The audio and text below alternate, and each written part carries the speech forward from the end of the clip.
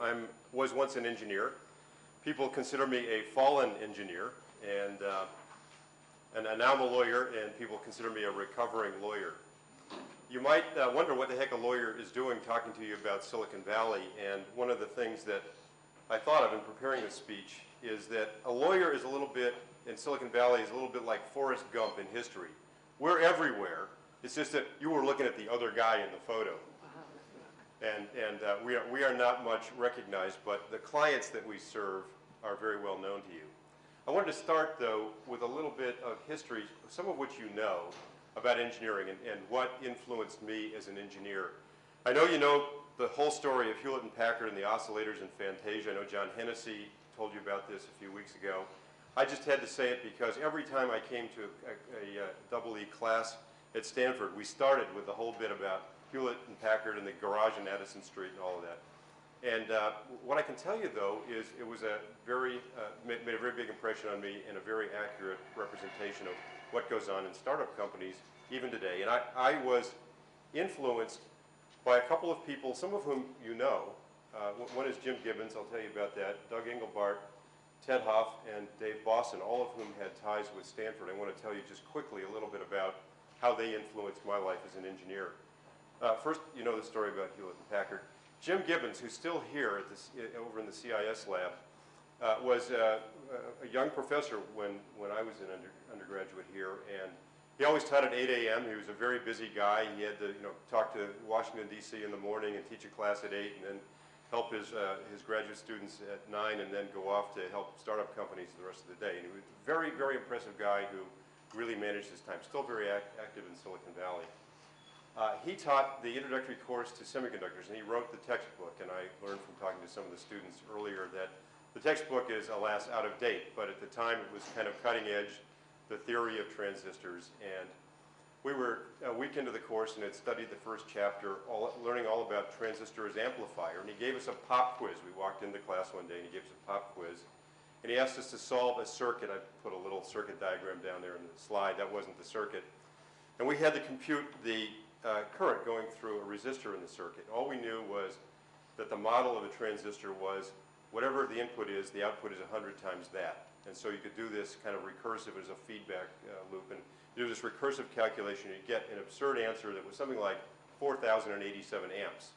And we all wrote down, drew a little box around it in the cross-hatched engineering paper, that many amps.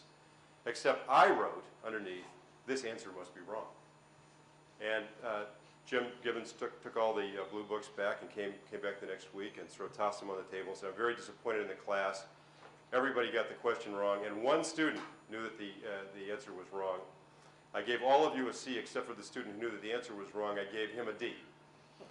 And I went up to Jim after class and I said, Jim, I'm the only one who knew it was wrong, right? And he said, right. I said, don't I get credit for that? And he said, no. I mean, you realized you were wrong, and what you should have done is step back, re-examine your assumptions. The one thing about this circuit you didn't know was what was inside that black box. You could have, by trial and error, figured out what the steady state current through that resistor was, and you would have known that the transistor was saturated, it wasn't an amplifier, it was a closed switch. We also would have known this if we had turned to chapter 2 of his book, but none of us had read ahead, and chapter 1 was this amplifier, and chapter 2 was this switch. But that is a lesson that I carry with me every day today, and I still see Jim regularly. He's on the board of Cisco Systems, which is a client of mine. I've played golf with him, and I remind him of this story almost every time I see him. And if you are a reader of the Stanford magazine, you will note the issue, it was just about a year ago, came out featuring teachers who changed our lives. And Jim was one of the 6 or 7 professors who was mentioned in that article. And I wish they'd interviewed me because I would have told this story. They interviewed somebody else for it. But he had and still has a profound impact on my life and refers me clients and startup companies. And some of them make it and some of them don't, but it's a lot of fun to stay in touch with Jim. And he helped me. He was actually my advisor during graduate school and helped me get a fellowship to pay for it and everything else. Another impact on my life was my first job was a summer job after I got my bachelor's degree at SRI International, which used to be Stanford Research Institute. And luckily, I had no clue of the importance in history, but I worked in a lab called the Augmentation Research Center, led by a fellow named Doug Engelbart, who happened to invent the mouse, Windows, a keypad that's really not used as an input device. And using what was called the ARPANET, the precursor of the internet. And it was a lot of fun. I mean, I interfaced a mouse to what today you would call a personal computer or a workstation. Had no clue of the importance that this would have on our lives in computing. It was all very far out research stuff that was only available at SRI. But he was a very, very, very charismatic fellow to have worked with. Then, during my graduate year, over in the lab in the basement of McCullough building next door, we were given the task of interfacing a video camera to a computer. The computer was an HP 2100, which had 32K of memory, and that was it, 32K total memory. My watch has more memory probably than that had in it. Our advisor was an adjunct professor named Ted Hoff, who also happened to be the chief technology officer at Intel Corporation.